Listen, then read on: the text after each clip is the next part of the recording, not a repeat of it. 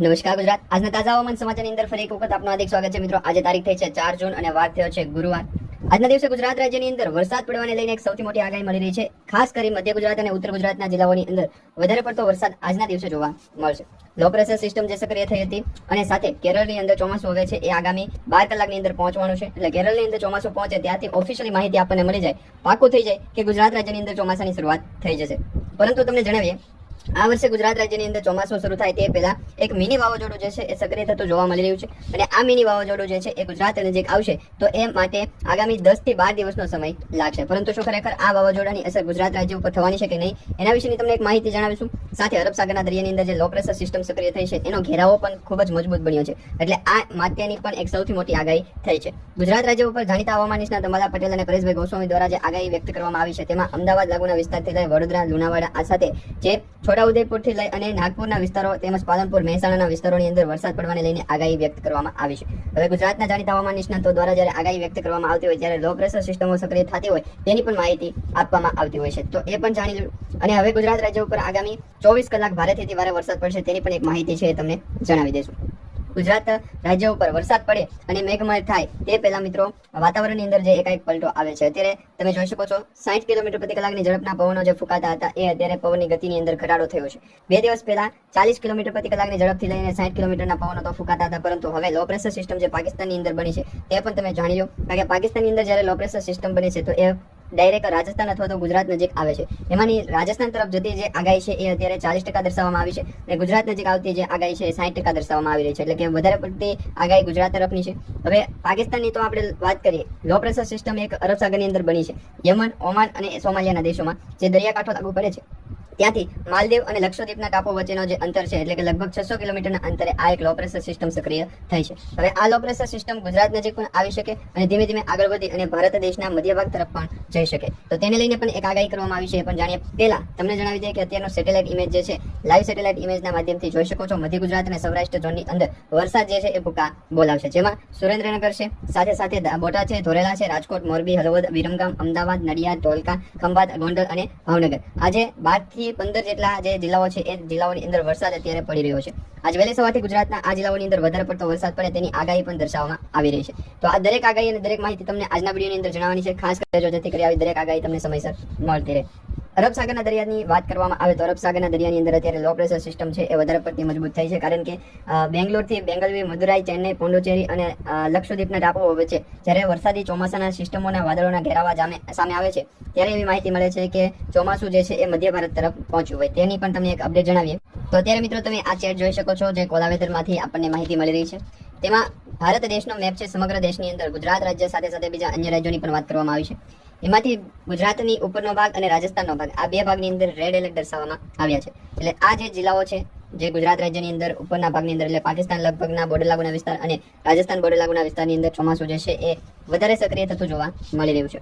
અને આ સાથે હવામાન વિભાગ દ્વારા પણ એક મોટી આગાહી આપણને જાણવા મળી હતી કે ગુજરાત રાજ્યની અંદર જ્યારે ઓરેન્જ એલર્ટ દર્શાવવામાં આવે છે ત્યારે એવું માનવામાં આવી રહ્યું હોય કે ગુજરાતની અંદર ચોમાસું જે છે એ ચાલુ થતું હોય. પરંતુ આ વર્ષનું ચોમાસું જે છે તમને ખ્યાલ છે એ પ્રમાણે 10 તારીખથી 15 તારીખ વચ્ચે બેસવાની આગાહી છે.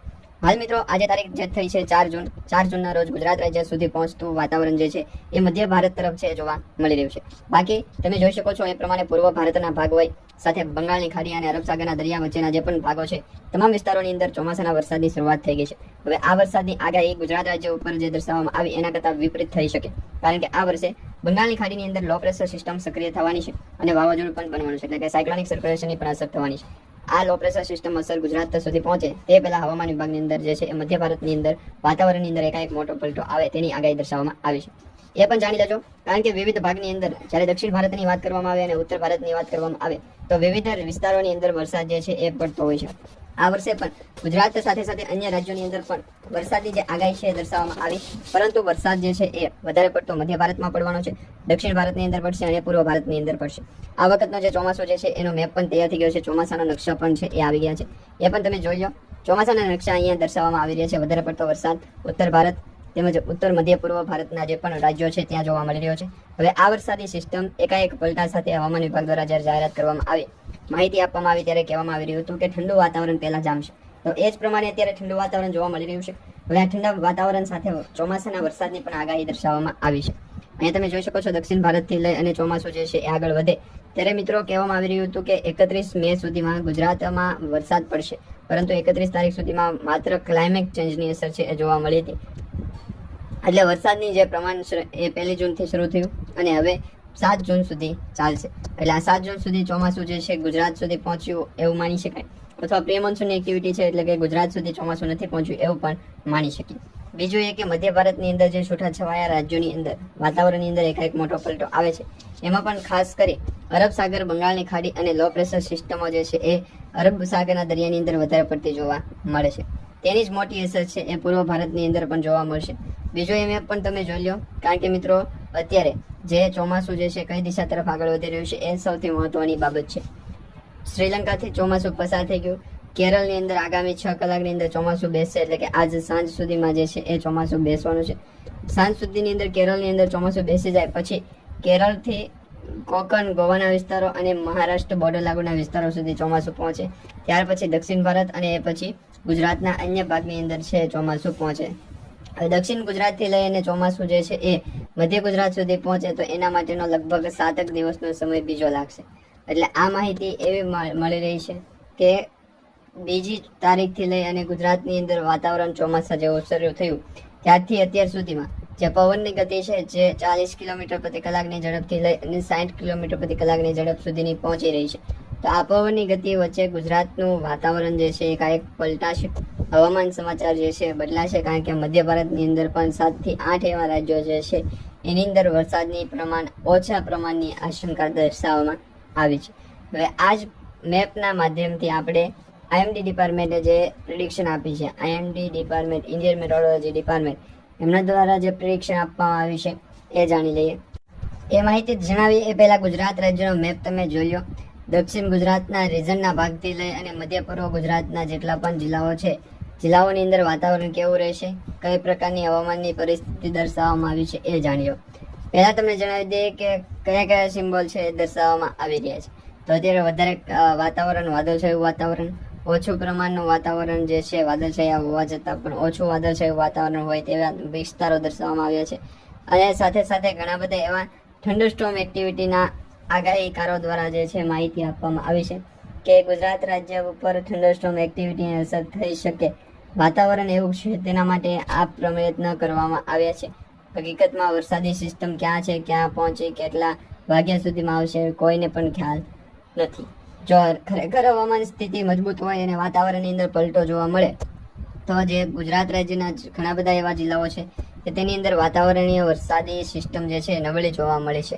જેમાં મોરબીથી લઈ સુરેન્દ્રનગરના ટાપુ વિસ્તારોની અંદર, સાથે અત્યારે ડીસા લાગુના વિસ્તારથી ઉત્તર ગુજરાત, મધ્ય ગુજરાતના જિલ્લાઓ કે જેમાં બનાસકાંઠા, સાબરકાંઠા, મહેસાણા તેમજ છોટાઉદેપુરથી લઈ અને ઘણા બધા એવા વિસ્તારો જે છે એની વાતાવરણની અસર જે છે એ વધારે પડતી ડિમેન્ડ નથી. હવે એની સાથે બીજા અન્ય પ્લોટિંગ વિસ્તારોની અંદર સજાવો કે ગુજરાતનું વાતાવરણ કેવું છે. ખરેખર એવું નથી મિત્રો.